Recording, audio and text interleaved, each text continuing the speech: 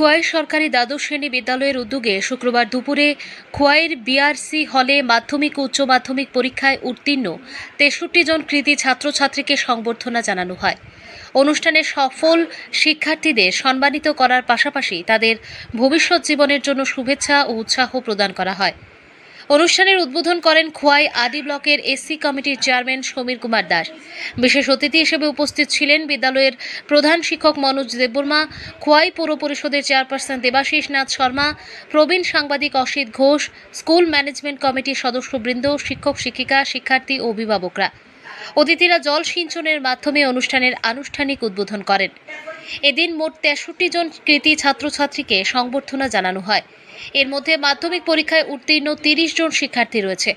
বিদ্যালয়ের ছাত্র পীযূষ দাস মাধ্যমিক পরীক্ষায় জেলার মধ্যে দ্বিতীয় স্থান অর্জন করে বিদ্যালয়ের সুনাম বৃদ্ধি করেছে। অন্যদিকে উচ্চ মাধ্যমিক পরীক্ষায় জেলার মধ্যে প্রথম স্থান অধিকার করেছে একই বিদ্যালয়ের ছাত্র স্বরাজ গোপ। অনুষ্ঠানে বক্তারা কৃতী ছাত্রদের সাফল্যের প্রশংসা করে ভবিষ্যতে আরও বড় লক্ষ্য অর্জনের জন্য নিষ্ঠা ও অধ্যবসায়ের সঙ্গে এগিয়ে যাওয়ার আহ্বান জানান।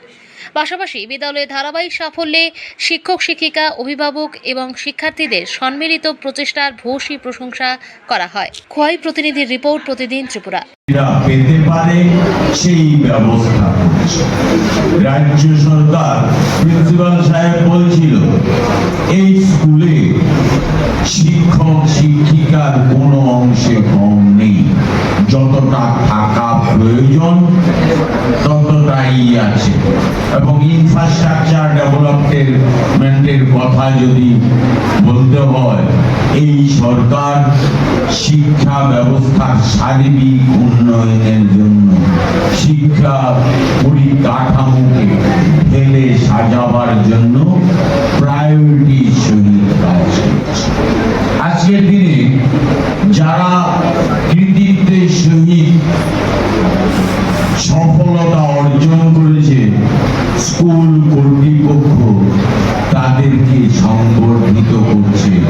যারা ছাত্রছাত্রী তারা তাদের কাছে আর এর চেয়ে বড় পাওনা কিছু হতে পারে বলে আমার মনে হয় না। আমার বিশ্বাস ছাত্রছাত্রীরা আজকে যারা সংবর্ধিত হবে, আগামী দিন তাদের যে ভবিষ্যৎ, একটা উজ্জ্বল ভবিষ্যৎ তৈরি হবে, এই বিশ্বাস আছে।